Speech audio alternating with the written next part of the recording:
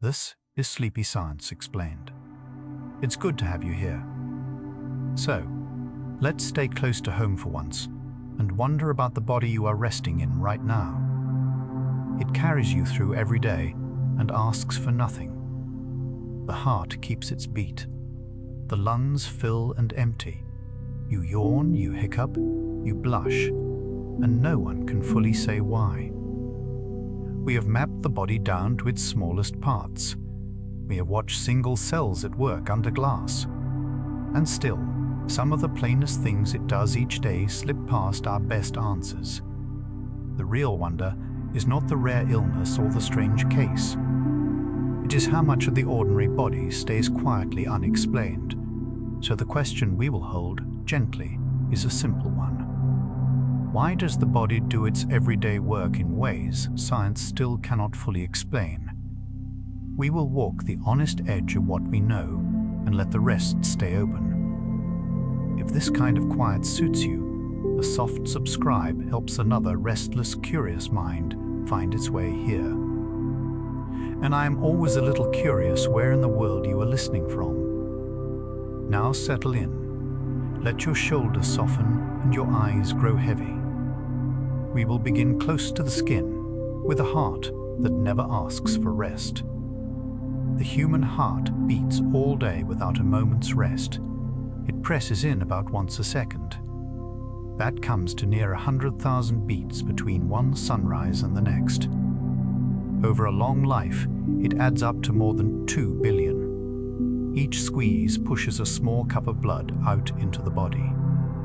Picture a hand closing gently around a soft orange, again and again. Now imagine that hand never tiring, never pausing, not once in 80 years. The heart is only about the size of a closed fist, yet it moves the body's whole store of blood in under a minute. It sends that blood out through the wide vessels and draws it back through the narrow ones.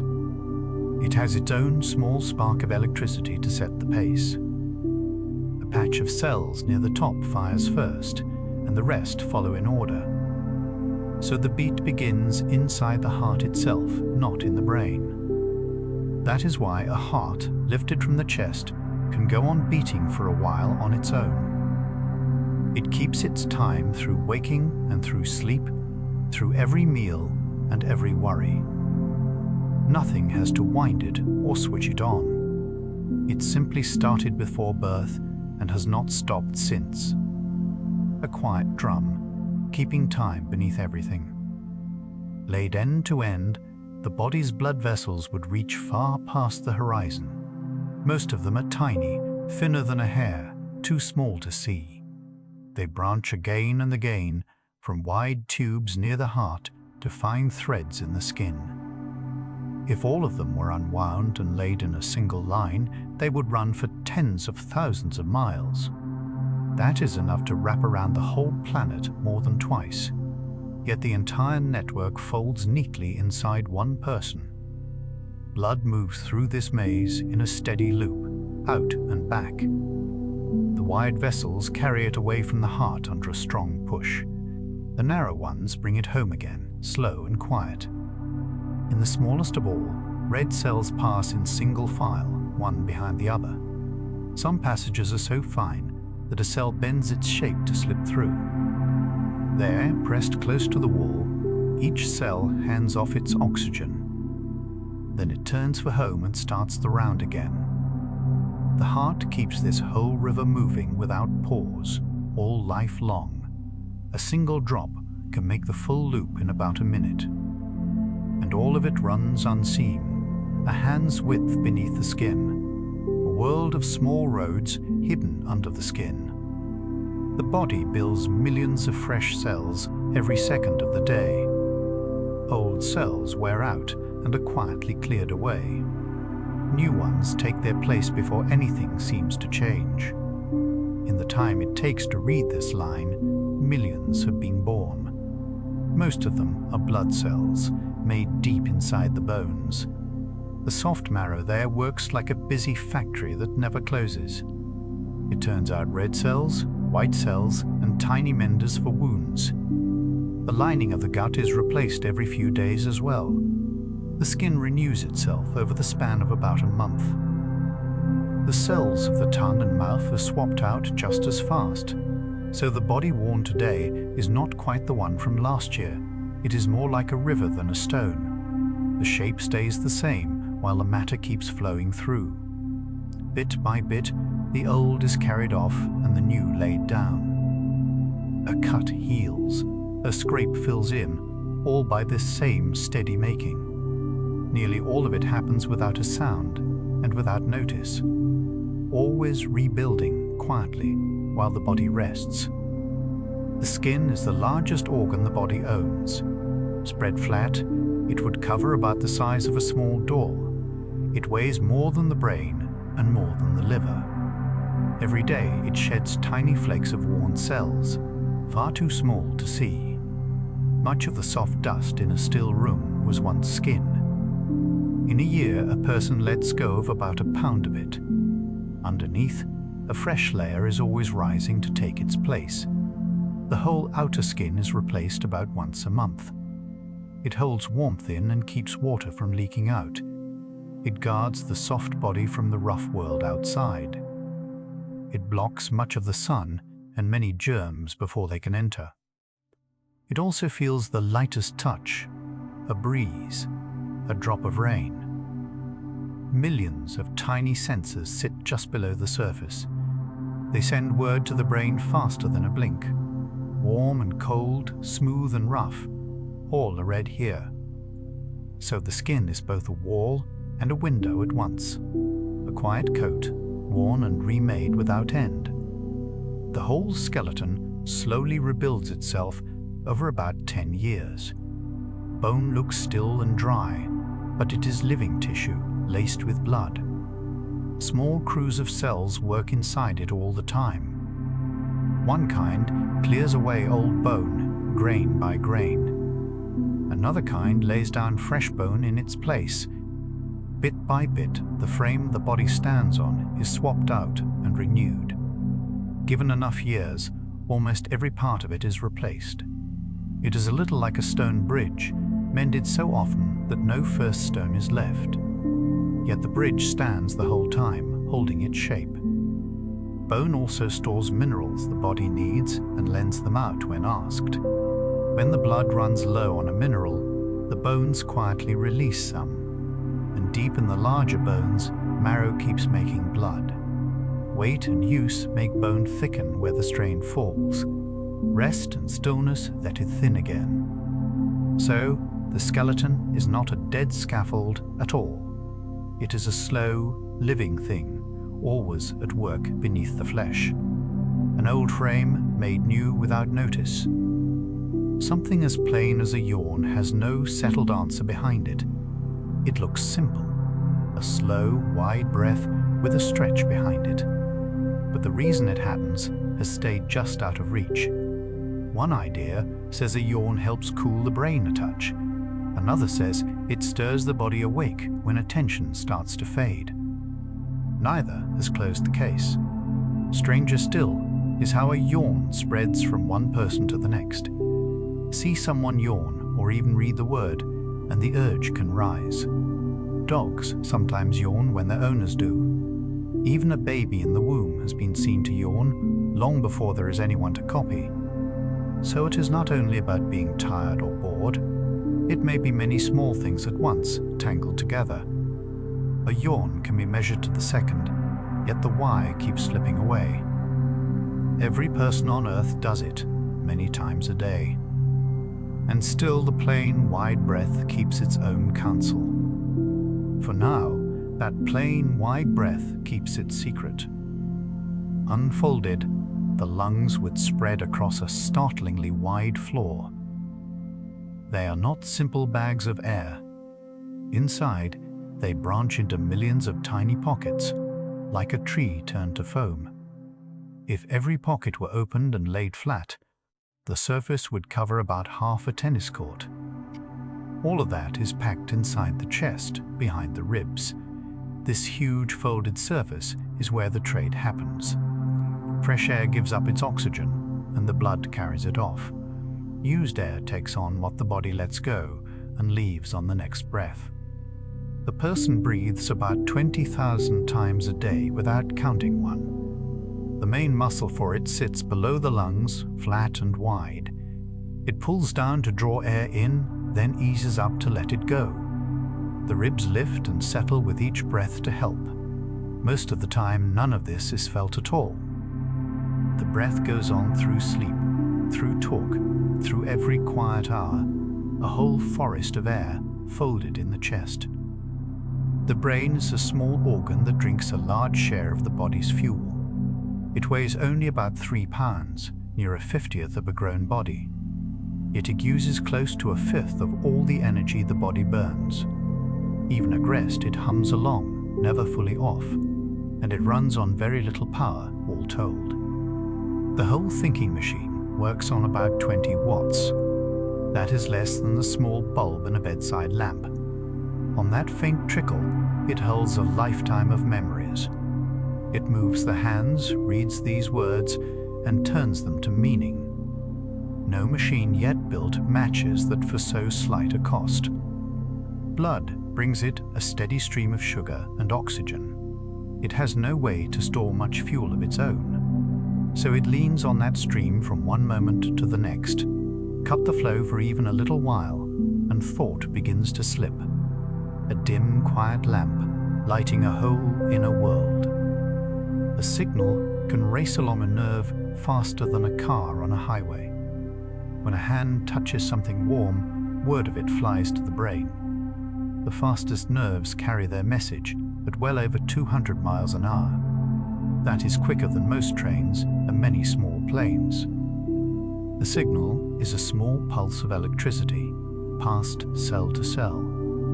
Some nerves wear a fatty wrap that helps the pulse skip ahead. It leaps along the gaps instead of crawling the whole way. That wrap is why a stubbed toe reaches the brain so fast. Not every nerve is so quick. A dull, slow ache travels on planar wiring far behind. So, a sharp jab arrives first and the deep throb follows after. The whole body is laced with these living wires. They run from the skin to the spine to the brain and back. Even at rest, they carry word of every breath and beat. A soft storm of messages crosses them every waking second. A quiet lightning running the length of a person. More than half of the whole body is simply water. In a grown person, it runs to about 60 parts in 100.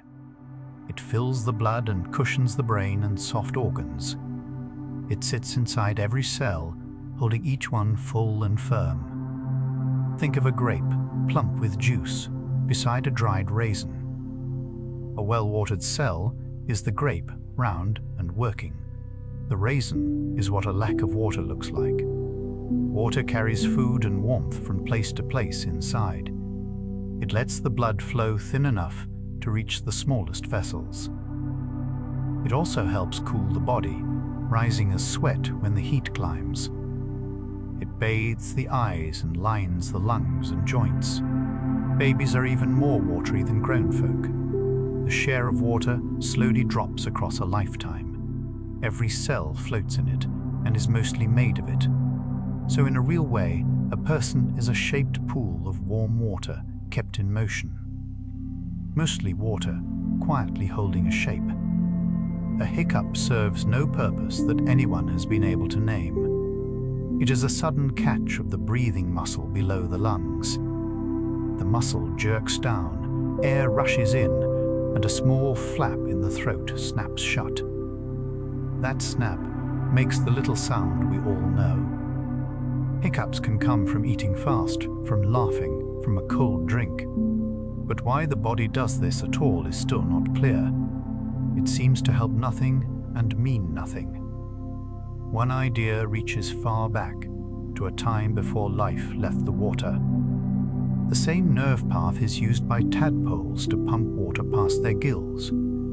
The hiccup may be a faint echo of that older wiring left switched on. It is a guess, not a settled fact. Newborns hiccup often, even in the womb, which only deepens the puzzle. For now, the cause hides in plain sight, a dozen times a day, a small catch of breath, still unexplained. Red blood cells give up almost everything to do their one job. As they form, they push out their own center, the part that holds their plans. Most cells keep that center for life. The red cell throws it away. That leaves more room inside for the cargo it carries. Each one becomes a soft disc, dipped in on both sides, like a tiny cushion. That shape lets it bend and fold through the narrowest vessels.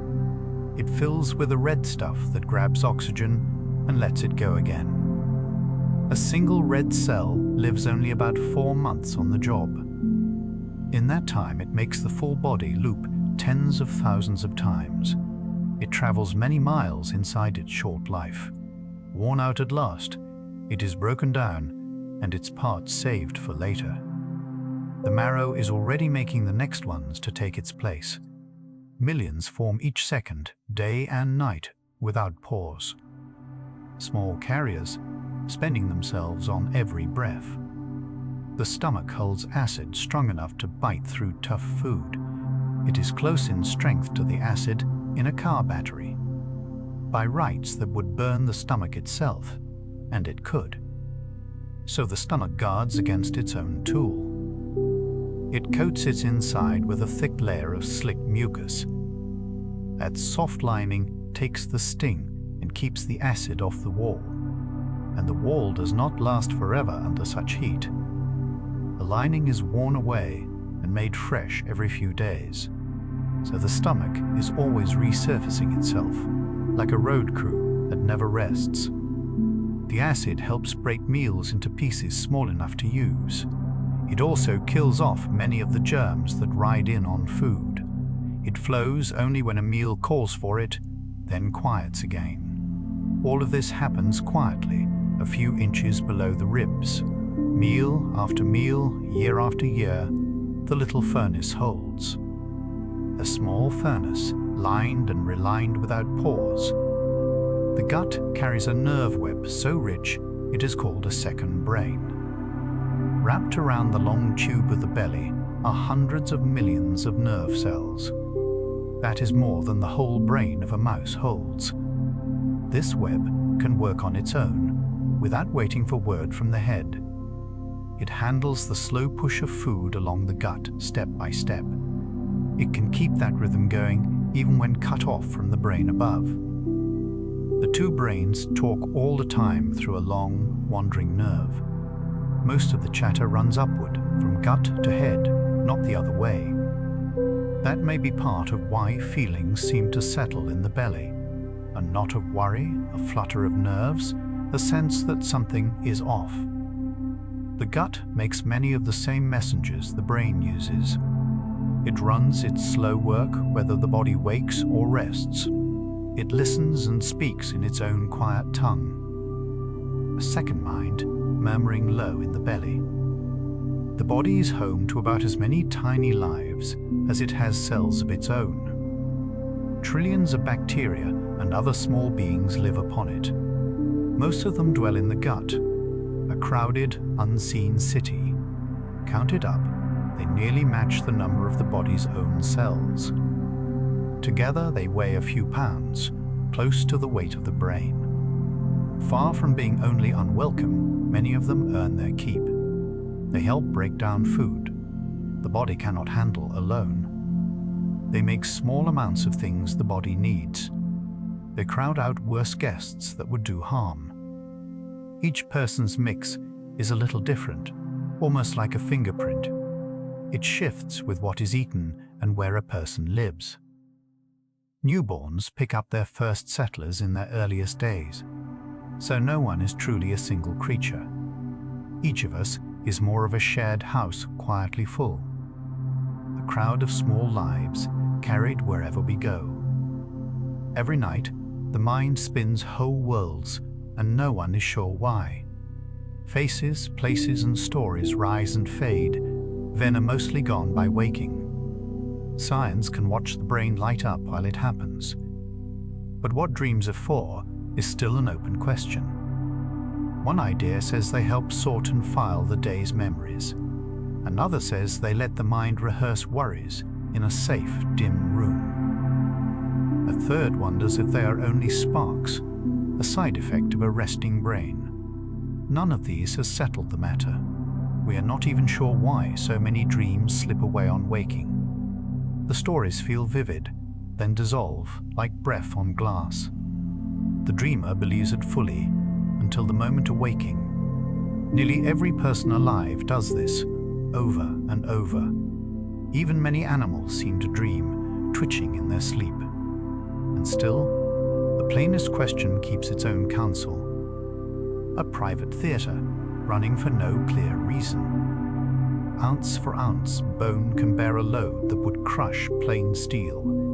It manages this while staying light enough to carry all day. The trick is in its build, not just its material. Inside the hard shell, bone is full of open, airy struts. They cross like the beams of a tower, strong where the strain runs.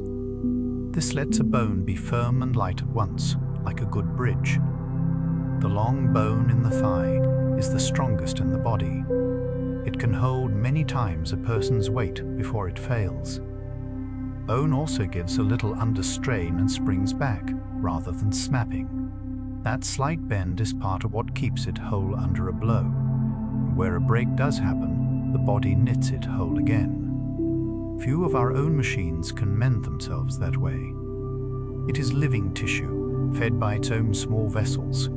Firm, light, and quietly repairing, it holds the body up. A frame both light and stubbornly strong.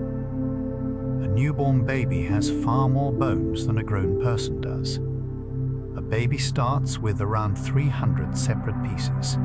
A grown body settles at 206.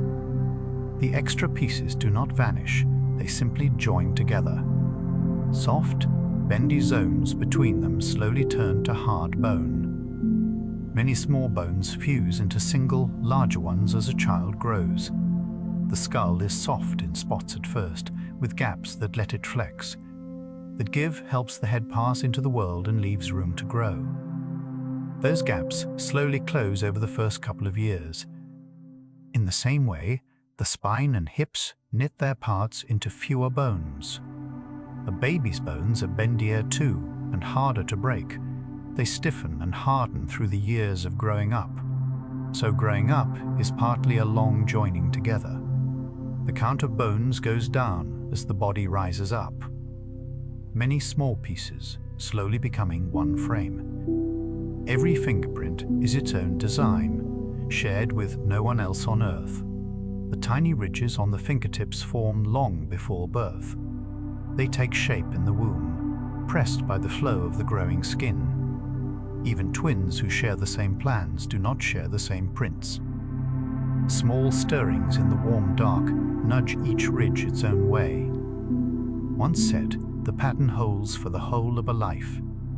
Scrape the surface and it grows back just as it was. The ridges may help the hand grip and feel fine texture. They turn a smooth fingertip into a tool that can read a page of raised dots. No one has ever found two matching prints among the billions of us. The swirls on a tongue are just as singular. Even the pattern in each eye is a signature of its own. Each of us is signed down to the fingertip. A private signature, written before a first breath. Why the face reddens with feeling is a question science has left open. A rush of feeling, and the cheeks warm and turn pink. Small vessels in the face open wide and fill with blood. That much can be seen and measured with ease, but why the body would announce its own embarrassment is odd. Most reactions try to hide a weakness. A blush puts it on display. One idea says a blush is a quiet apology the face makes for us. It may signal, without words, that a person knows they slipped. That honest flush may soften how others judge a stumble. But this is a guess, not a proven fact. Humans seem to be the only creatures who blush this way. It cannot be started or stopped by choosing to. It rises on its own and gives us away. the face tells on us for reasons unknown. The eyes go dark many times a minute and the brain hides it. People blink about every few seconds, all day long. Each blink drops a curtain over the eyes for a fraction of a second. Added up, that is a fair share of the waking hours spent in the dark. Yet the world never seems to flicker or blink out. The brain simply paints over the gaps, so the view holds steady. The same trick happens when the eyes dart from one point to another. During those quick jumps, vision blurs and is briefly switched off. The brain trims out the smear and stitches the clear pictures together.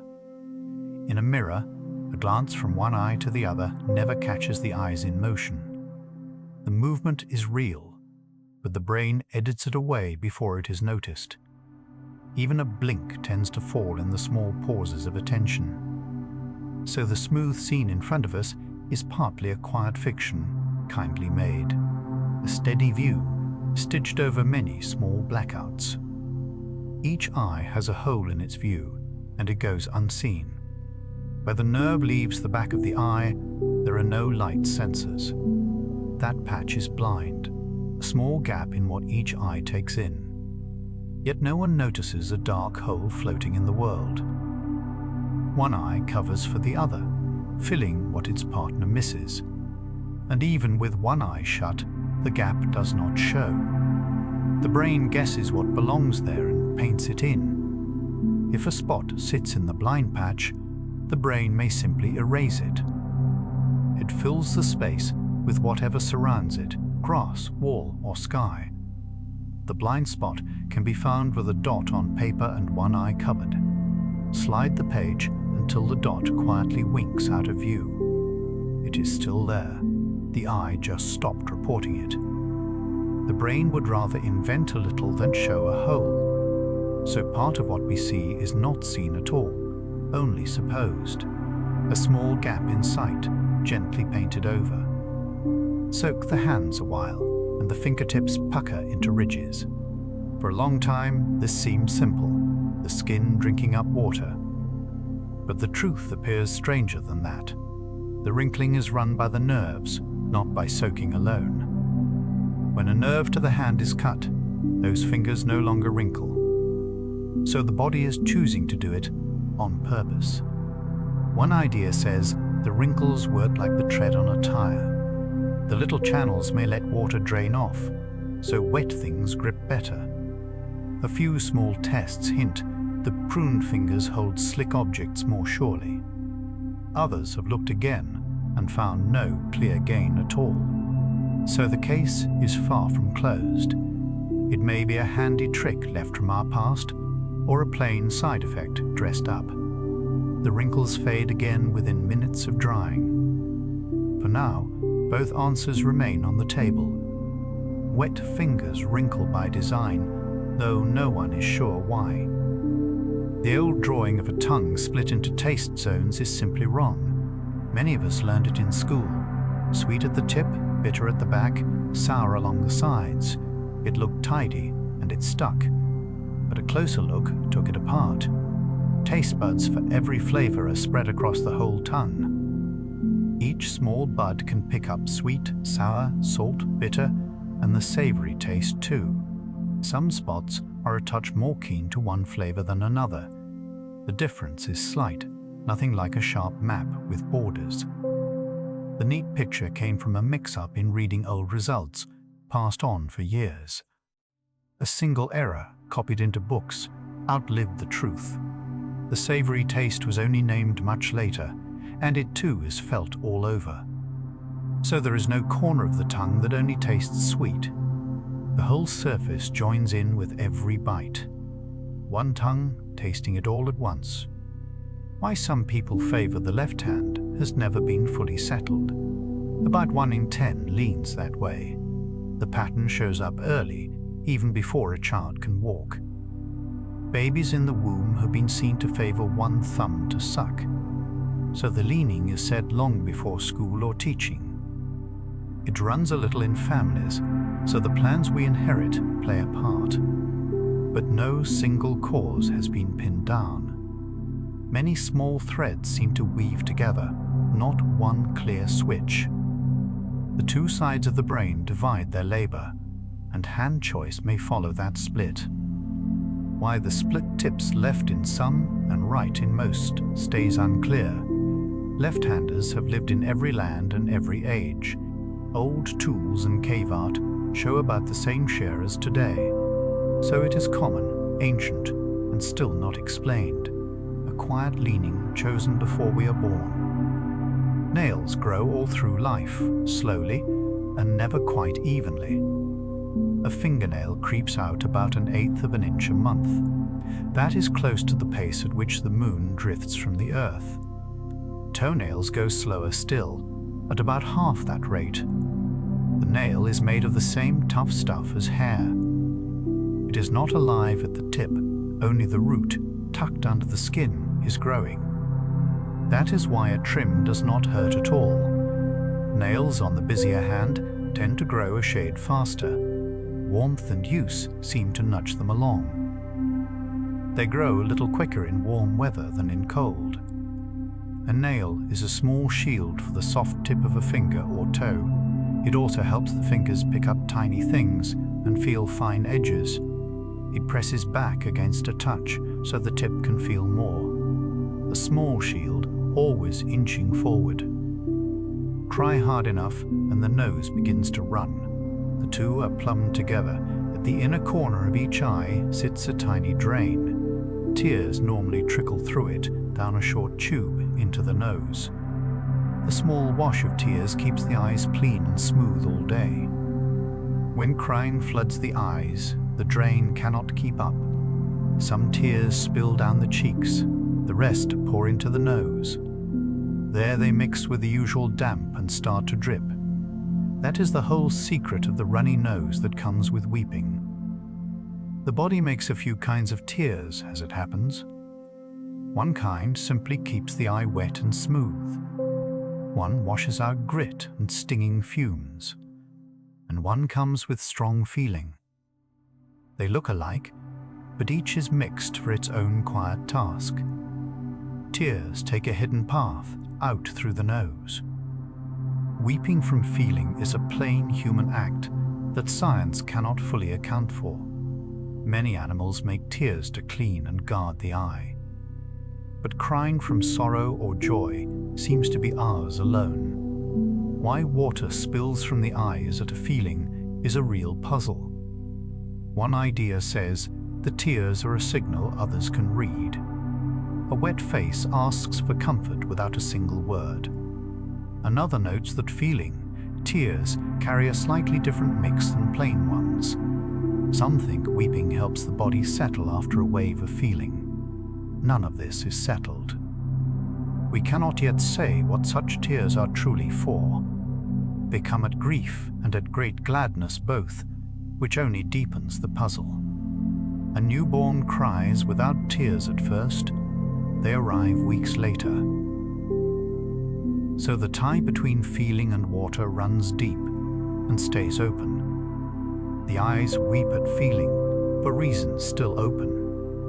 Goosebumps are a leftover from a furrier past, a chill or a stir of feeling, and the skin rises in tiny bumps.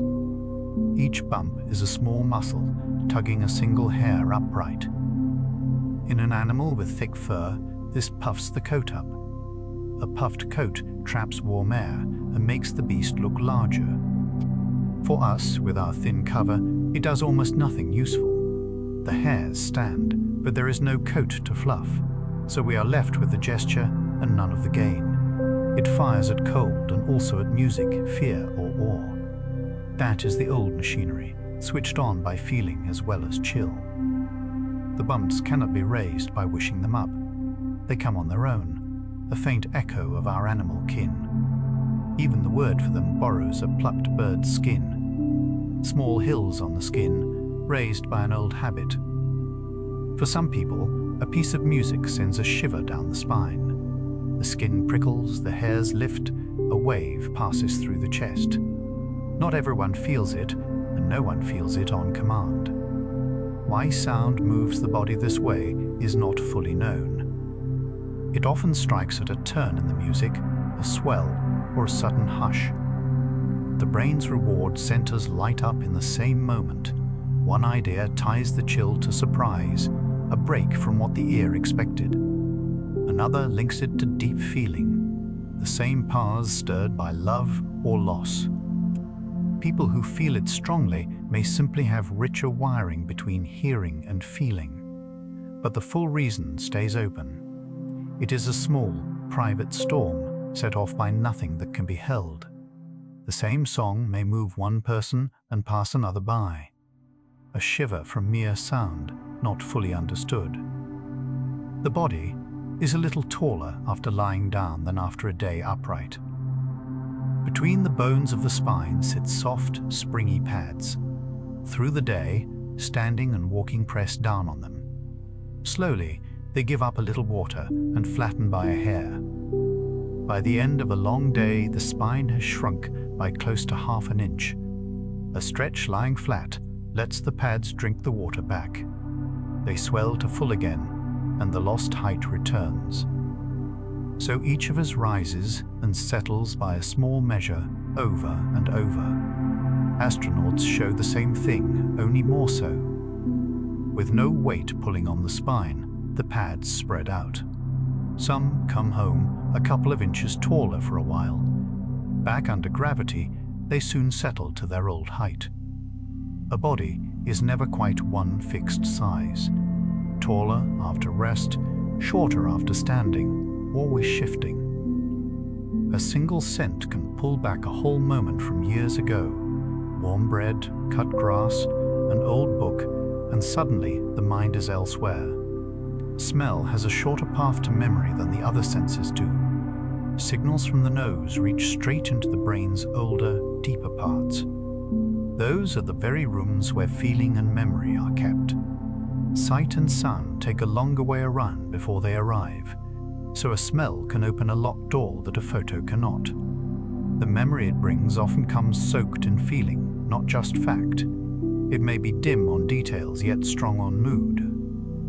This is why a passing whiff can stop a person in the street. The scent slips in under thought and lands in the heart first. It can bring back a face long gone in a single breath. One breath, and a lost moment swings open. Some people sneeze when they step into bright light, walk from a dim hall into the sun, and out it comes. Around 1 in 4 or 5 is built this way. Why the eyes and the nose are linked like this is unclear.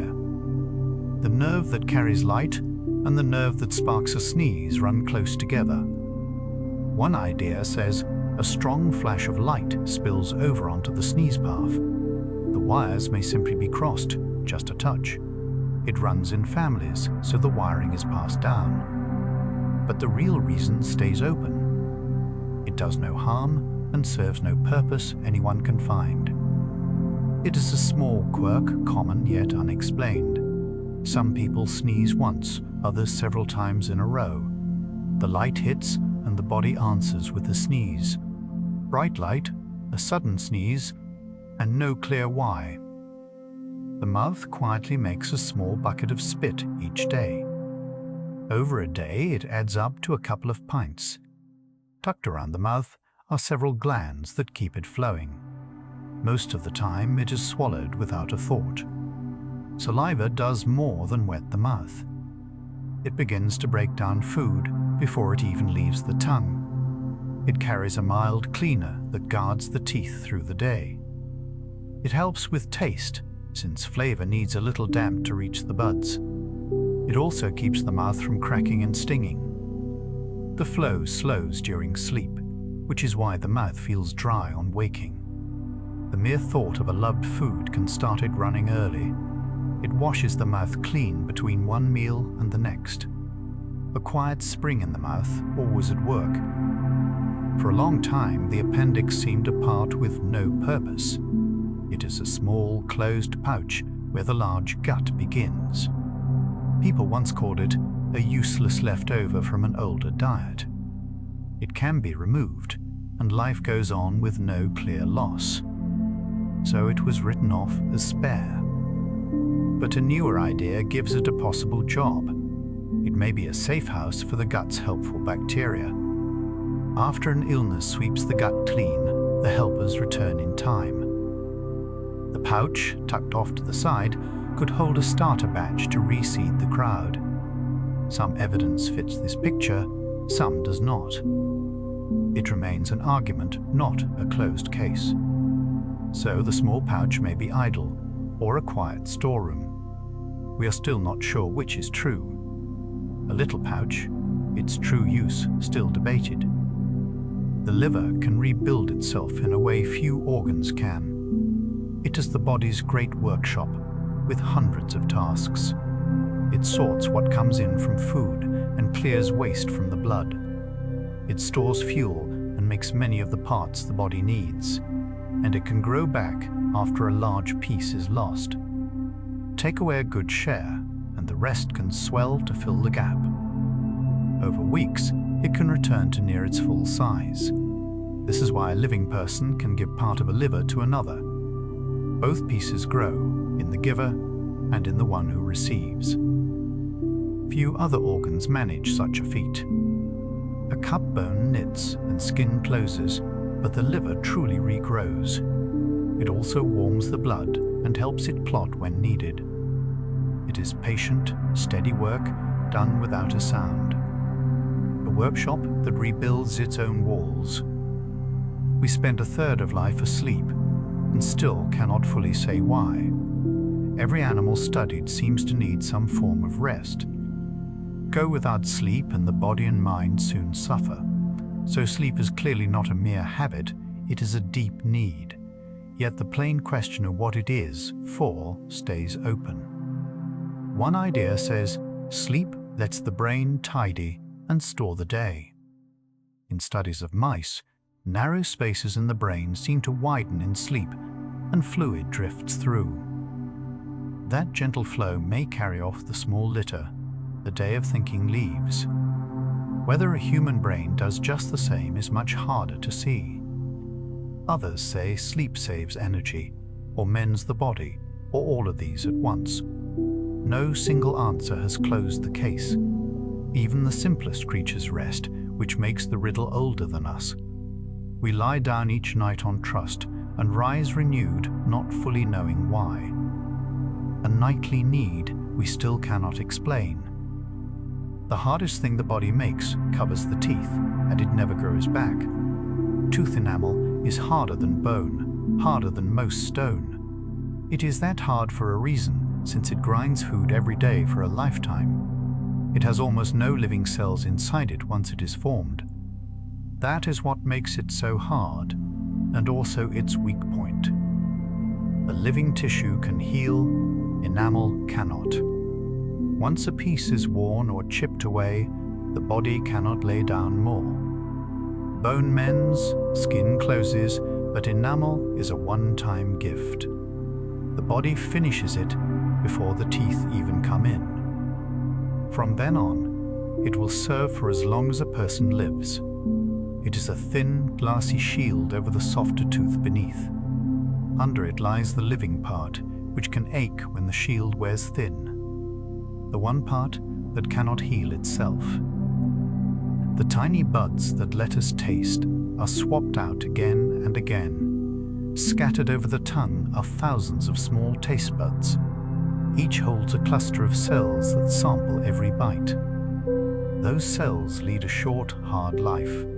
They wear out in only a week or two and are replaced. So the tongue we taste with is always freshly made. This is lucky, since a burn from hot soup would else dull taste for good. Instead, the sore spot heals as new buds rise. The count of buds slowly falls across a long life. That is part of why strong flavors can fade with age. A child often tastes the world more sharply than a grown person. Bitter greens are harsher to young tongues for just this reason. Coffee and sharp cheese are learned tastes, softened by time. Taste renews itself, week upon week. The two nostrils take turns doing most of the breathing. At any hour One side is usually more open than the other. Hours later, they quietly switch, and the busy side takes a rest. Most people never notice this slow trading back and forth. Soft tissue inside the nose swells on one side, then the other. That is what narrows one path while the other stays clear. The change follows a rhythm running through the day and night. Lying on one side can hurry the switch along. One idea says the resting nostril gets a chance to recover and stay moist. Another says the two sides sample smells a little differently. The plain pattern is easy to find. A hand held before one nostril, then the other, shows the difference. Both sides still work. They only share the load. Two nostrils, quietly trading the work. No one can tickle themselves, and no one is sure why we laugh when tickled. Run a feather along one's own foot, and nothing happens. Let someone else do the same, and the body may squirm and laugh. The touch is the same, the difference is who gives it. The brain seems to predict its own moves and dulls their feeling. A touch a person causes is expected, so it is turned down. A touch from another is a surprise, and the surprise may be the key. But why the answer to a light, safe surprise is laughter is unclear. One idea says tickling is a kind of play fight, teaching the young where they are weak. Another sees it as a bond between parent and child. Neither has closed the question. It is a strange reflex, half pleasure and half plea to stop. Laughter from a touch, its reason still open. The kidneys clean the whole blood supply many times over each day. They are a pair of organs about the size of a fist each. All the blood in the body passes through them again and again. In a single day, they filter it dozens of times. From that flow, they pull out waste and spare water. What the body still needs is kept and sent back into the blood. The rest leaves as urine, a few cups a day. They also help hold the body's water and salt in balance, and they help keep blood pressure steady, day and night. A person can live a full life with only one of them. The filtering never pauses. It works through waking and rest. Fine as their work is, it is never felt at all. They quietly sort what stays from what goes. Steady strainers, washing the blood clean. Now and then, a brand new moment feels strangely familiar. Standing in a place never seen before, a person feels sure it happened once. The feeling passes in a few seconds, then fades. This is déjà vu, and its cause is still not known. It is common, most people feel it, at least sometimes. It comes more often to the young than to the old. One idea says the brain briefly files a moment as memory while it is still being lived. The present then arrives, feeling like the past. Another says two paths in the brain fall a hair out of step. A scene gets tagged as old before it is fully seen as new. Neither has settled the matter. It is hard to study, since it comes without warning and leaves fast.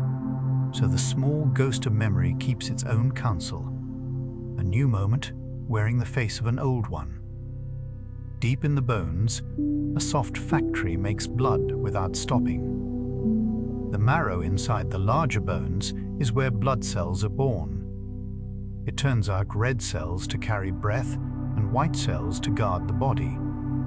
It also makes the tiny bits that plug a cut and stop the bleeding. Millions of new cells leave it every second of a life. Elsewhere, a small organ called the spleen keeps the blood tidy. It filters out the old red cells that have worn past use. It saves their useful parts and passes them back for the next batch. It also holds a small store of blood in reserve.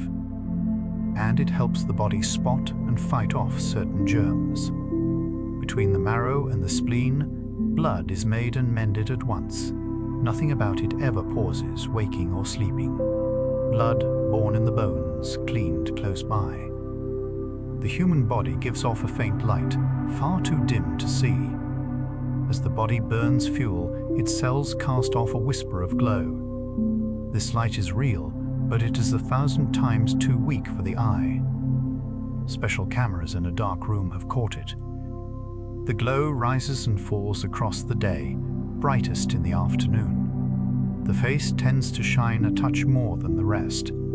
It is a side effect of the slow fires that keep a body warm. Fireflies and deep-sea fish make a far brighter light on purpose. Ours is only a leak, a byproduct of being alive. So in a way, every person glows, though no eye can see it. Two people in a dark room shine at each other, unseen. The light escapes the skin and is simply lost to the dark. A faint glow, unseen, rising off the skin. The brain holds a number of cells too large to picture. Inside it are about 86 billion nerve cells.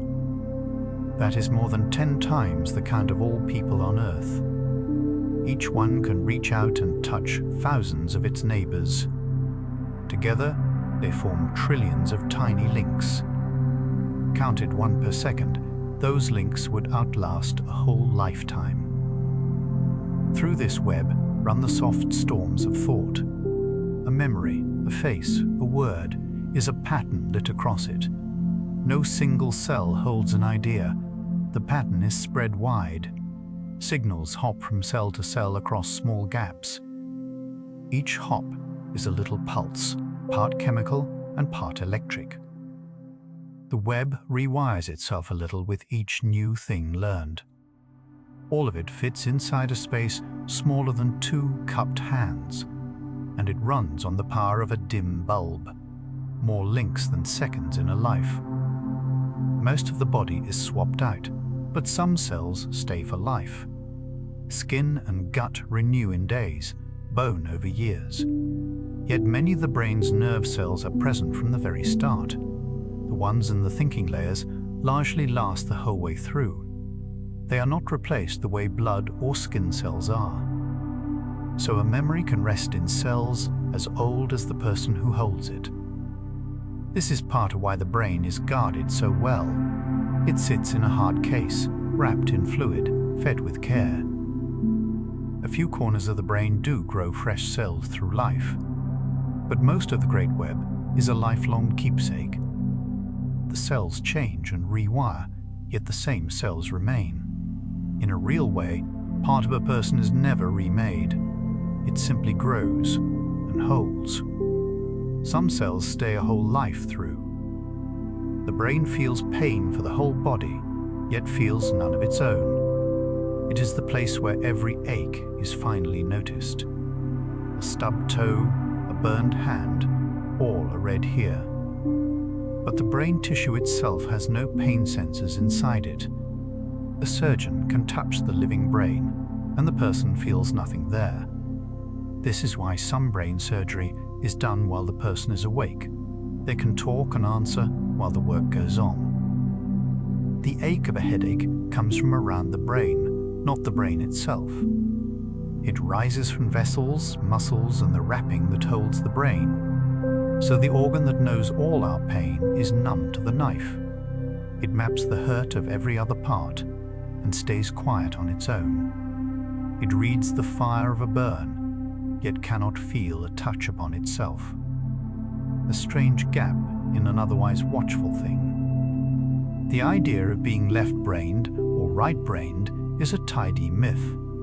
It is a story most people have heard. Logical minds run on the left, artists on the right. It makes a neat picture, and it's spread far. But brains do not work in such split camps. The two halves do share out some tasks. Language leans a little to the left in most people. A sense of space leans a bit to the right. Yet both halves join in on nearly everything a person does. A thick bridge of fibers keeps them talking all the time. No healthy person uses only one side to think or feel. Careful scans show the whole brain busy at math and at music alike. So no one is truly ruled by half a brain. The halves are partners, not rivals. Both halves always working as one. We use all of the brain, not some small tenth of it. The old line says most of the brain sits idle. It is a myth, and a stubborn one. Scans show that over a day, nearly every part does real work. Even in sleep, much of it stays busy. There is no large, dark, unused wing waiting to be switched on. The brain is costly to run, taking a fifth of the body's fuel. The body would not feed a large lump that did nothing. Harm to almost any part causes some loss, which tells us each part earns its keep. Not all of it fires at once, of course. Different tasks like different rooms at different times. Even resting quietly, the brain glows with steady work on a scan. But across the whole, it is all in use. All of it works, all along. The deepest puzzle of the brain may be that it feels like anything at all. The brain gathers light, sound, and touch and turns them to signals. That much can be traced, cell by cell. But how those signals become an inner view, a felt life, no one can say. Why is there a someone inside, seeing red as red, tasting sweet as sweet? A camera takes in light and never feels a thing. A brain takes in light and there is an experience. Where that experience comes from is wide open. Some think it rises when the brain grows complex enough. Some think we are missing a piece of the picture entirely. No test yet tells us which. It is perhaps the hardest question we have ever asked, and each of us carries the answer, unseen, every waking second. The felt self, closest of all, least explained. Nearly every cell in the body keeps its own small clock. Deep in the brain sits a master timer, set by light through the eyes. But it does not work alone. Cells in the liver, the skin, and the blood each run a clock of their own. They all tick to a rhythm close to one day long. These clocks tell the body when to rest and when to rise. They nudge body heat, hunger, and alertness up and down through the day. Fly across the world, and the clocks fall out of step with the sun. That mismatch is what we feel as jet lag. It takes days for the timers to catch up to the new light. Even kept in the dark, the body still keeps rough time. The rhythm is built in, not just a habit of the sun, 1,000 small clocks ticking in near time, the whole body quietly keeping time. Some of the body's fastest moves never reach the brain at all. Tap the knee just so, and the leg kicks out. No choice is made, it happens before thought. The signal runs to the spine and bounces straight back to the muscle. It skips the long trip up to the brain to save time. This shortcut is a reflex wired for speed. A hand pulls back from a hot pan the same way before the pain lands. The hand is already gone by the time the heat is felt. The brain learns of it a moment later, after the fact. These loops guard the body when there is no time to think. They are set in the spine from birth, ready to fire. A newborn grips a finger by the same kind of built-in reflex. Quick and blind, they act while the mind still catches up. The body acts before the mind can. After long, hard effort, a calm, light feeling can wash over the body. People call it a second wind, or a runner's high. The mood lifts, aches fade, and the mind grows clear. For years, the credit went to one kind of natural painkiller the body makes. Those were said to flood the brain and lift the spirits. But newer work has cast some doubt on that simple story. Those chemicals may be too large to reach the brain in the amounts needed. A different set of calming compounds may do much of the work instead. These can slip into the brain more easily and ease both pain and worry. The truth is likely a blend, still being sorted out. So the good feeling is real, but its source is argued. Not every runner feels it, which adds to the puzzle. The body rewards long effort in a way we are still learning to name. A quiet lift after effort, its cause still argued. Dip the face in cold water, and the body shifts gears on its own. The heart slows within seconds, sometimes by a good deal. Blood draws inward, away from the hands and feet. All of this saves oxygen for the heart and brain. It is called the diving reflex, and we share it with seals and whales. In them, it lets a long dive stretch further on one breath. In us, it is fainter, but it is truly there. Even a bowl of cold water on the face can trigger it. Babies show it strongly and will hold their breath when dipped. It is old machinery from a body built partly for water. It asks no thought and takes no practice. The code touches the face, and the body quiets itself. A calm arrives that was never asked for. Code on the face, and the heart slows. In a moment of alarm, the body arms itself in a heartbeat. A jolt of a certain messenger pours into the blood. The heart speeds, the breath quickens, the eyes widen. Fuel floods out to the muscles, ready for effort. Aches dim, and the mind sharpens to a point. This is the old readiness for fight or flight. It served our kin facing a beast on the plain. It serves a driver now in a near miss on the road. The change comes faster than any thought. In a near fall, a person has caught themselves before knowing they slipped. Once the danger passes, the messenger fades and the body settles. The heart slows. The hands may shake as the charge drains off.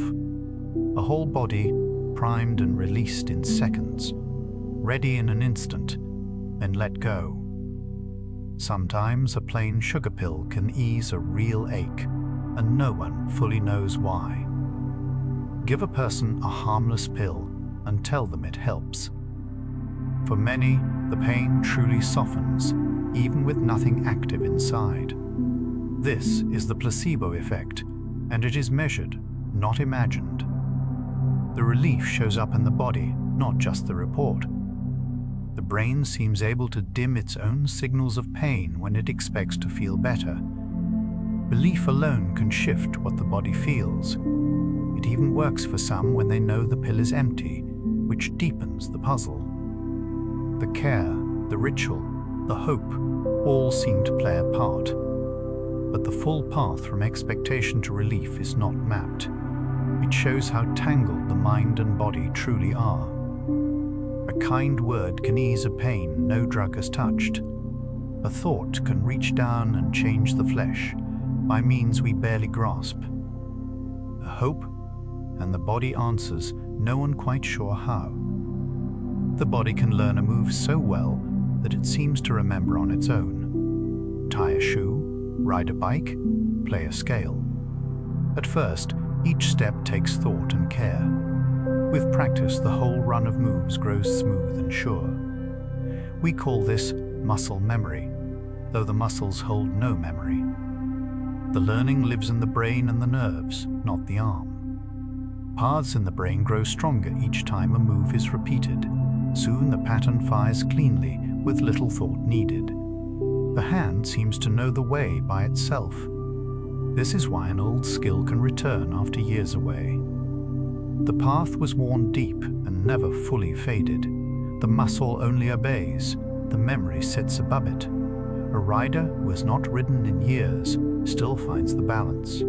The hand recalls what the mind set down. A lost limb can still be felt, long after it is gone. People who lose a hand may still sense it there.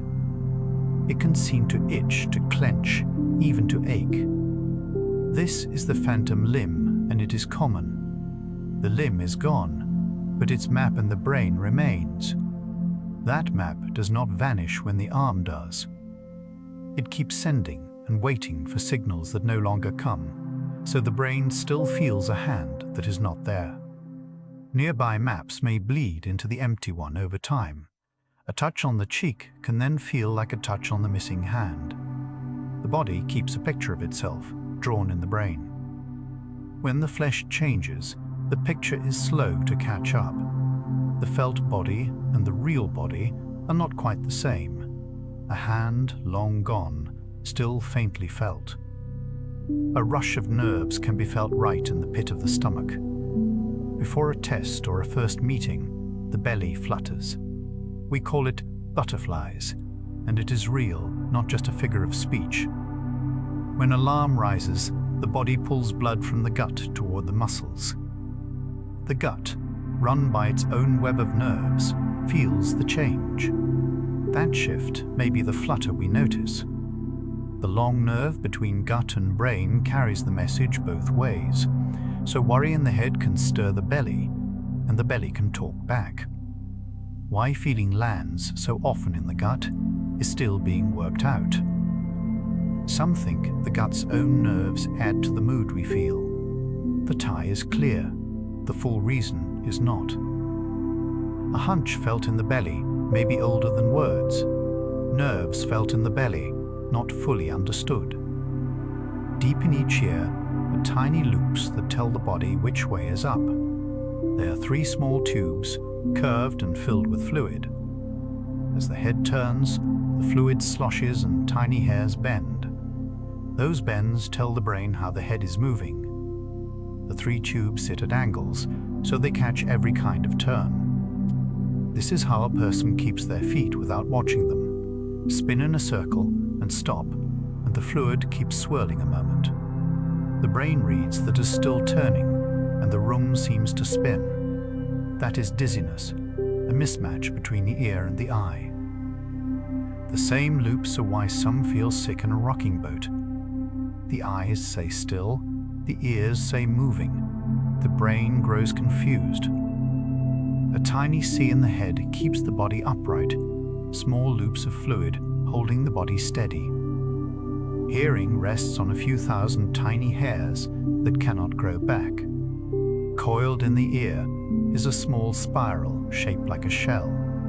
Inside it stand rows of fine hair cells bathed in fluid. Sound sets the fluid rippling, and the hairs sway. Each sway becomes a signal the brain hears as tone. High sounds stir hairs at one end, low sounds at the other. It is a small keyboard of the body played by waves of air. That these hairs are fragile and few. Loud noise or long years can wear them down. Once lost, they do not return in humans. Some birds and fish can regrow theirs, but we cannot. So the hairs born with a person will serve for the whole of a life. A delicate harp, easily worn, that cannot be restrung. A tiny harp that cannot be restrung. Years seem to pass faster the older we get, and no one fully knows why. To a child, a summer feels endless. To a grown person, a whole year can slip by in a breath. The clock has not changed, the feeling has. One idea says each year is a smaller slice of a life. To a child of 5, a year is a fifth of all they know. To a person of 50, it is a far thinner share. Another idea points to newness. Young days are full of first times, and the brain marks them well. Familiar days blur together and leave few marks behind. So a rich, new stretch of time feels long in memory. A dull, known stretch feels short once it is past. Neither idea fully closes the case. The years hurry on, for reasons unclear. A bruise paints a small map of healing on the skin. A knock breaks tiny vessels under the surface. Blood leaks out and pools where no cut lets it escape. At first it shows red or purple through the skin. Over days the color turns from blue to green to yellow. That shifting is the body clearing the spilled blood away. Each color is a different stage in taking it apart. Cells arrive to mop up the mess piece by piece. As the last of it is carried off, the skin returns to normal. So a bruise is not just damage, it is repair in plain sight. The changing shades are the work made visible. Nothing was added, the body only tidies what's spilled. A slow, colored clock ticks toward healing. A changing stain, the body cleaning up. A small cut sets off a swift and orderly repair. The moment the skin breaks, the body moves to close it. Tiny cells rush to the gap and clump together. They form a soft plug to stem the flow of blood. A web of fine threads locks the plug in place. Soon a scab hardens over the wound like a lid. Under that lid, fresh skin quietly grows across the gap. New tiny vessels reach in to feed the mending tissue. When the work is done, the scab falls away on its own. Sometimes a scar is left, where the patch is not quite the same. Scar tissue is strong but plainer, without the fine parts of skin. It is a quick fix, chosen over a perfect one. The body would rather close a wound fast than close it flawlessly. The body seals its own small breaks. Once the body meets a certain germ, it often remembers it for years. The first time a new germ arrives, the defense is slow. The body works to learn the shape of the invader as it fights, but it does not forget the lesson. It keeps a few trained cells that hold the germ's shape in mind. If that same germ returns, the answer is fast and firm. The trained cells wake and multiply before illness can take hold. This is why some sicknesses strike hard only once. It is also the idea behind a vaccine, a safe practice run. The body meets a harmless shadow of a germ and learns it early. Then, if the real one comes, it is already known. A lesson learned once can guard a person for decades. The body remembers its old foes. Every few minutes, without meaning to, the body lets out a sigh. It is a deep breath, larger than the rest, then a slow release. Most sighs pass without a thought, dozens each hour. They are not only a sign of sadness or relief, though they can be. The body seems to call for them for a plainer reason. Deep in the lungs are millions of tiny air sacs. Now and then some collapse and go flat with shallow breathing. A sigh is a big breath that pops them back open. That may keep the lungs supple and working well. So a sigh could be a quiet reset. The body runs on its own. Feeling can trigger extra ones at ease or at grief. But the steady, unfelt sighs seem built in for the lungs. The lungs breathe out a small repair, unbidden. A deep breath the body takes on its own. When germs invade, the body may turn up its own heat. A fever is a rise in the body's set temperature on purpose. The brain nudges the inner thermostat higher to meet the threat. Many germs grow best at the body's normal warmth. A few degrees more can slow them down. The added heat also spurs the body's defenses to work harder. Shivering and a feeling of cold help drive the warmth up at the start. That is why a person can feel chilled while burning with fever. Once the fight turns, the body lets the heat fall again, often through sweat. So a mild fever is not the illness itself, it is part of the body's answer to it. The rising warmth is a signal that the defense has begun. The body raises its own heat to fight. Held too long one way, a limb goes numb, then prickles awake. Rest a body's weight on an arm, and it may seem to fall asleep. Press on a nerve or its blood supply, and its signals stutter. For a while, the limb feels far off and dull. Shift the weight, and the flow returns in a rush. Then comes the storm of pins and needles, sharp and fizzing. That prickle is the nerve waking, firing in a jumble as it recovers. It passes in a minute as the wires settle. The limb was never truly asleep, only cut off for a spell. No harm is done by the brief squeeze in most cases. It is the return, not the numbness, that is felt most. The nerve floods back to life all at once. A limb waking up in a rush of sparks. Some people faint at the sight of blood, and the reason is odd. Most alarms speed the heart and raise the pressure. But this one does the reverse. At the sight of blood or a needle, the heart can suddenly slow. The pressure drops, blood leaves the head, and the person crumples. It is the body's own switch thrown too far. Why alarm brings a faint rather than a rush is not settled. One idea reaches far back to a use in danger long ago. Playing dead or lying low may once have helped in some way. Another sees it as a cross signal gone astray. Neither is proven. The faint is brief, and lying down soon restores it. The body, trying to guard itself, drops its own bearer. The sight of blood, and the body folds. The heart is built of a muscle found nowhere else in the body. It works without pause, all life long, and never tires. Other muscles fill and rest. A leg grows weary and asks to stop. The heart may not, so its muscle is made to a different plan. Its cells are woven tightly and share their spark cell to cell. A wave or squeeze passes through the whole in perfect order. Each cell also rests for a beat between beats in its own small way. That tiny pause, spread across billions of beats, is how it lasts.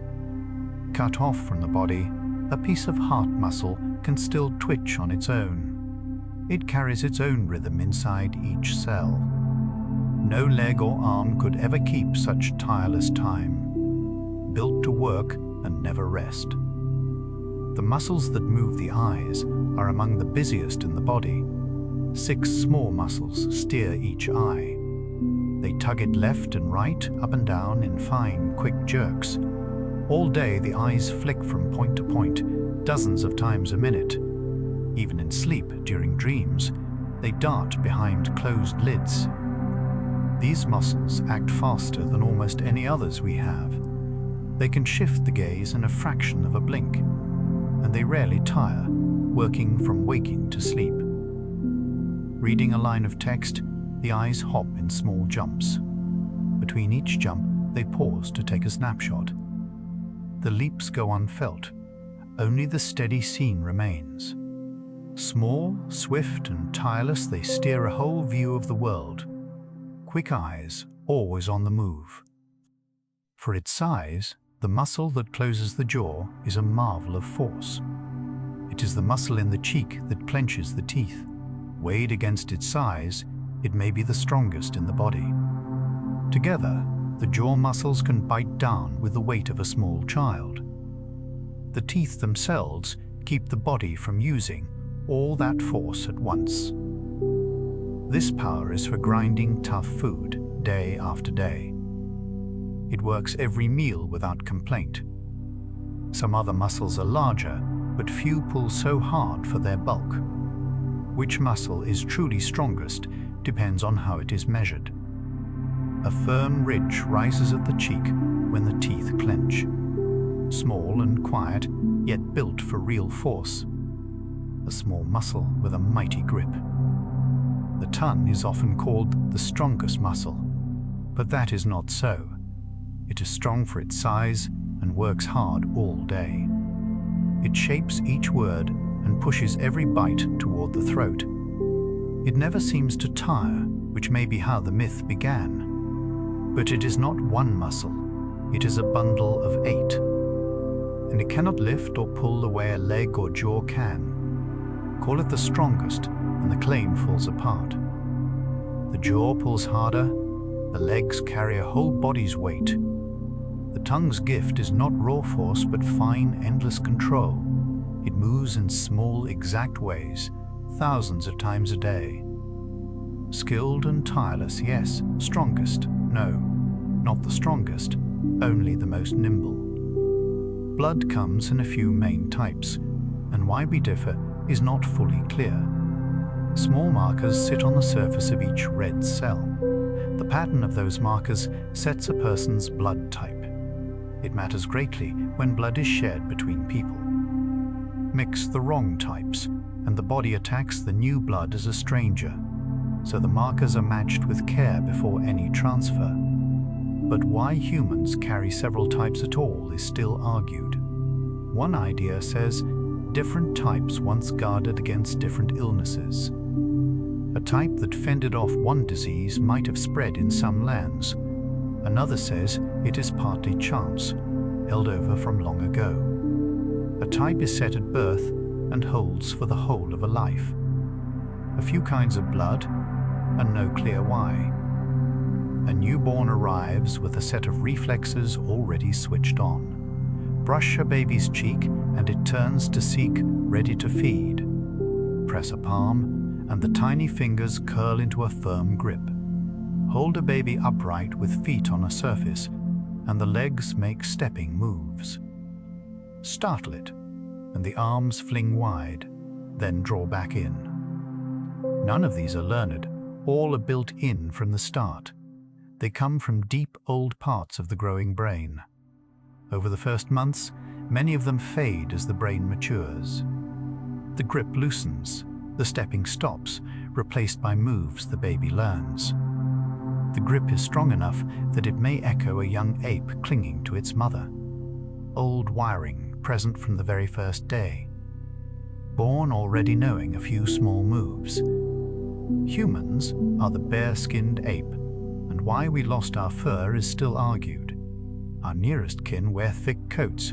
We go nearly bare. We still have about the same number of hairs, but ours are fine and short. Why our ancestors shed their fur is still an open question. One idea says a bare skin helped early people stay cool while walking far under the sun. Sweat cools better on skin than under fur. Another says less fur meant fewer pests and biters clinging on. A few tie it to other shifts as we grew and changed. None of these has closed the case. We kept hair on the head and a few other spots, which only adds to the puzzle. Bald among the apes and unsure why. The smallest bone in the whole body sits deep inside the ear. It is called the stapes, shaped a little like a stirrup. It is no bigger than a grain of rice. With two tiny partners, it passes sound from the eardrum inward. When the eardrum trembles, this little chain trembles with it. The stapes taps against a small window into the inner ear. That tap sends a ripple through the fluid within. So the faintest sounds ride across the smallest of bones. It is fully formed and full-sized at birth, unlike most bones. It never grows, since a change would spoil its fit. A speck of bone carries every word that is heard. The tiniest bone passing on sound. One bone in the body floats free, joined to no other. It is the hyoid, a slim arch high in the throat. Most bones link to their neighbors at a joint. The hyoid does not. It hangs in a sling of muscle. From that free perch, it anchors the tongue and helps shape speech. Its loose setting gives the throat the room to make fine sounds. Many think this freedom is part of why we can talk as we do. Other animals have a hyoid, but ours sits just so. It also lifts during a swallow, guarding the airway. Alone and unmoored, it does quiet, needful work. The lone, free bone at the root of speech. We keep two small strips of hair above the eyes, and their full purpose is argued. Eyebrows do shield the eyes a little. They steer sweat and rain to the sides, away from sight. That is a real, if modest, use. But many think their larger job is speaking without words. A lifted brow shows doubt, a lowered one, worry or thought. We read each other's brows in a glance across a room. Some studies suggest faces are easier to know with brows than without, so they may matter more for talk than for weather. Which use came first is not settled. Small, plain, and oddly telling, they say much with little. Small brows, their true use still debated. The clear front window of the eye has no blood inside it at all. Most of the body is threaded with tiny vessels. The cornea has none, so it can stay perfectly clear. Even the finest speckle would blur the view, so it goes without the usual blood supply. Instead, it drinks its oxygen straight from the air. Tears and the fluid behind it bring the rest of what it needs. This is why shut eyes leave it a little starved after long rest. It is one of the few living parts fed this way. Clear, thin, and bloodless, it lets the whole world in. A clear window, breathing from the air. In the dark, the eye can catch the faintest trace of light. Deep in the back of the eye stand millions of light sensors. The kind used in dimness are keen past belief. In full dark, a single one can answer to a few particles of light, a few of them firing together, and the brain sees a glimmer. That is close to the smallest amount of light there is to catch. It is why, after a while in the dark, faint stars appear. The eye slowly grows more sensitive as the minutes pass. These dim light sensors see no color, only shades of gray. That is why a darkened world looks silver and pale. Eyes that catch the faintest light. The ear cleanses itself quietly with a little help from wax. Wax forms in the outer part of the ear canal. It is not dirt, but a mix the body makes on purpose. It traps dust, grit, and stray bits before they reach the eardrum. It also keeps the thin skin of the canal soft and guarded. Slowly, on its own, the wax works its way outward. The small motions of the jaw, from talking and eating, help nudge it along. Old wax dries and falls away without a thought, so the canal keeps itself tidy on its own. Reaching in too far can undo the very work it does. The ear keeps itself quietly. Eat something cold too fast, and a sharp ache stabs the head. We call it brain freeze, and it fades in a moment. The cold is not reaching the brain, which feels no pain of its own. Instead, the chill hits the roof of the mouth. Vessels there tighten and then swell in the sudden cold. A nerve nearby carries the alarm, and the brain reads it as head pain. It may mistake where the ache comes from and point to the brow. Why the body answers a cold treat with a headache is not fully clear. One idea says the rush of blood is meant to warm the brain fast. It passes as soon as the mouth warms again. A cold bite and a passing sting. The nose can tell apart a remarkable range of smells. For a long time, people guessed we knew only a few thousand. Newer work suggests the true number is far greater. One study put it at more than 1 trillion, though that figure is debated. Whatever the exact count, it is vast. A handful of smell sensors, mixed in countless patterns, cover it all. Each scent is a chord, not a single note, read across many sensors at once. That is how so few parts can name so many smells. A trained nose can pick out a single scent in a crowded room. Most of us do this without trying, all day long. A nose that knows more than we guessed. The body holds its heat close to one steady mark, day and night. Whatever the weather, it works to stay near the same warmth. In the cold, it shivers and pulls blood inward to save heat. In the heat, it sweats and sends blood to the skin to cool. All of this keeps the inside within a narrow band. The fine work of the cells leans on that steady warmth. Stray too far, up or down, and the body struggles. So it spends real fuel to hold the line. Much of the food we eat goes simply to keeping warm. A lizard basks in the sun to move. We carry our own small fire. A private fire kept always alight.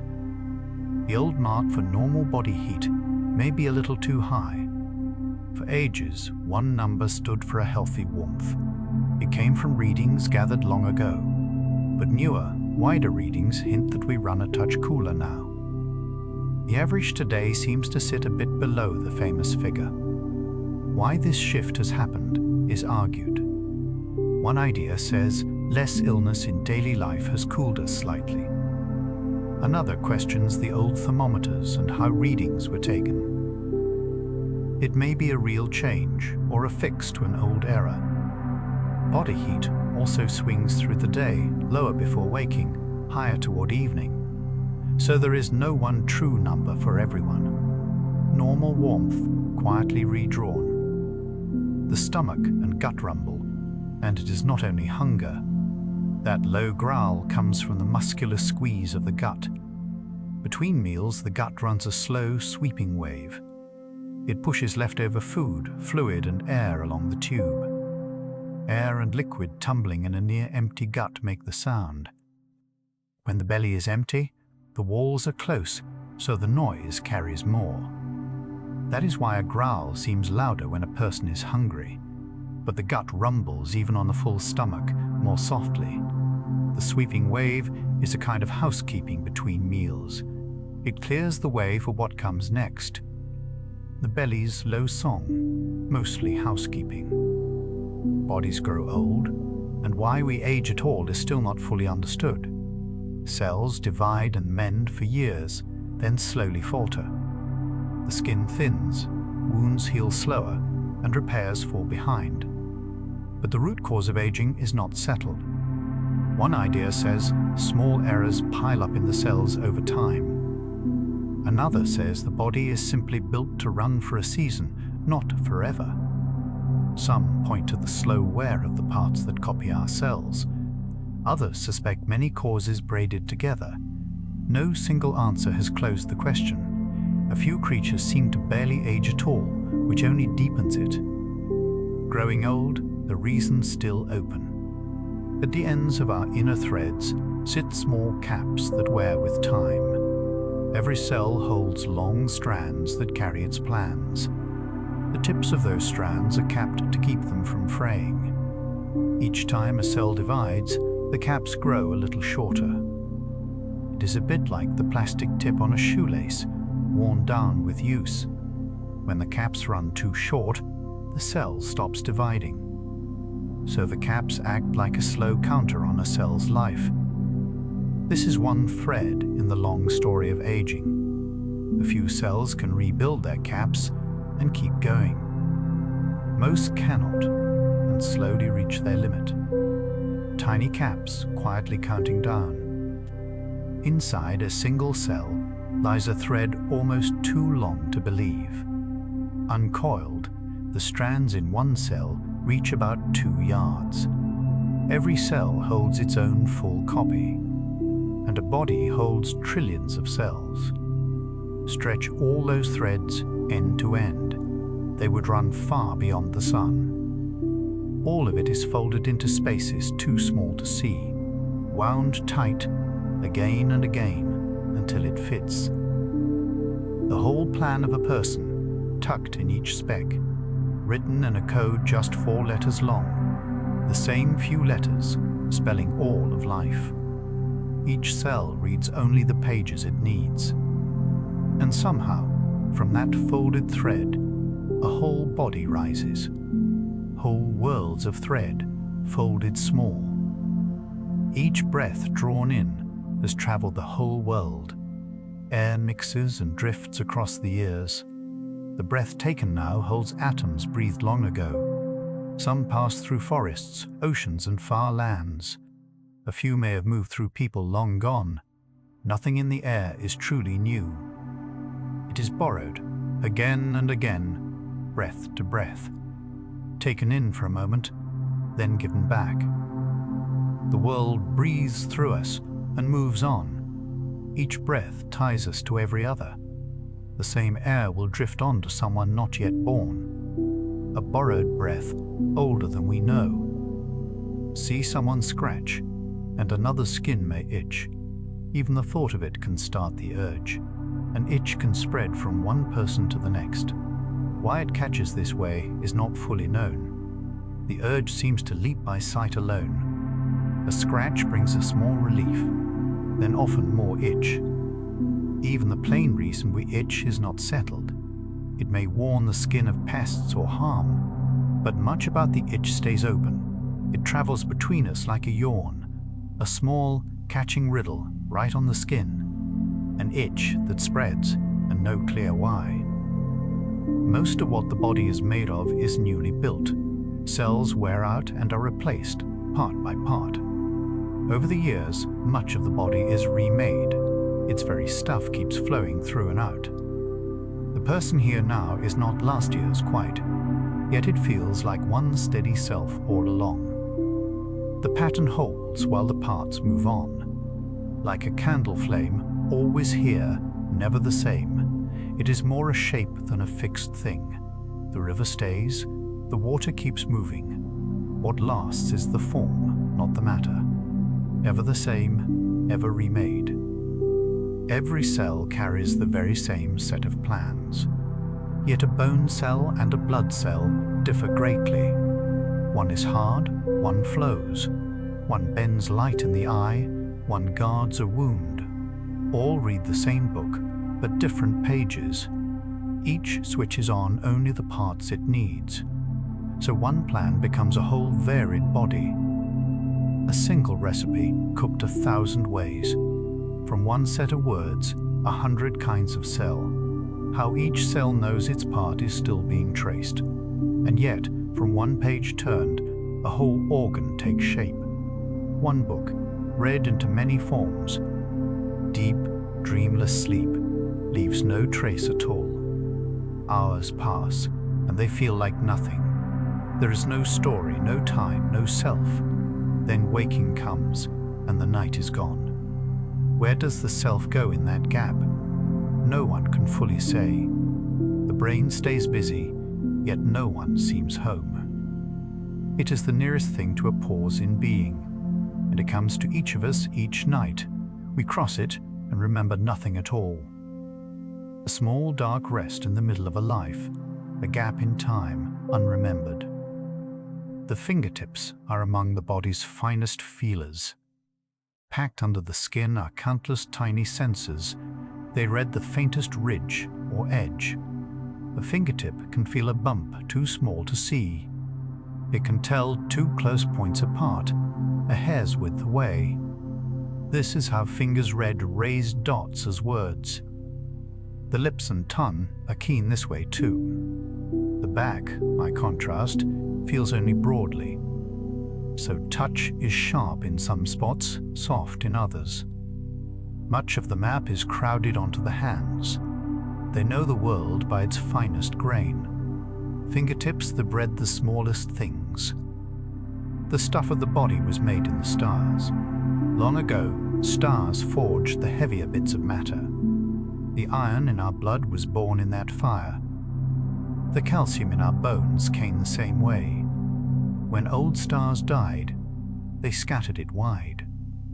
From that dust, worlds and bodies later formed. So each of us is gathered stardust. The atoms in a hand are ancient beyond measure. Older than the earth, older than the sun. Borrowed for a while, then given back. Every breath and bone traces back to a dying star.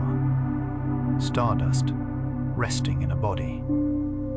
Even at rest, the body is never truly still. The heart beats, the lungs draw and ease. Blood moves, the gut turns, cells divide. Signals cross the brain without a sound. New blood forms even now in the quiet. Nothing waits to be told what to do. All of it runs while we do nothing. A whole quiet labor under the calm. We rest and the body works on. It has kept this watch a whole life. It will keep it still, long after the mind lets go.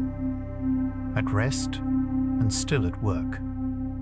Soon the body will carry us down into sleep. It slows the heart and eases the breath. It lowers the body's warmth by a touch. It loosens each muscle one by one. Nothing need be done to make it happen. The body knows the way, as it always has. It has done this every night of a life. All its quiet work has led to this rest. There is nothing left to solve or hold. So let it come now, gently. The same body that carried us all day now lays us down. It carries us down into rest. Along the way, we have wandered through a body that never truly rests. A heart keeping its own quiet time, blood on its long loop, bones slowly remade. We met the plain riddles too, the yawn and the hiccup, the blush and the passing dream, the strange sudden hush of déjà vu. We stood at the edge of sleep, of growing old, of the felt self hidden within. So much is known, and so much is still gently open. No one has closed those open questions yet, and there is no need for you to close them either. The body has kept its small secrets for as long as there have been bodies. They can keep a little longer, and so can you. Let the busy day inside grow quiet now. Let the heartbeat soften to a far, faint drum, and the breath grow slow and even. Let your shoulders soften, let your jaw unclench, let your hands become still. Let the warmth settle over you like a blanket drawn up in the dark.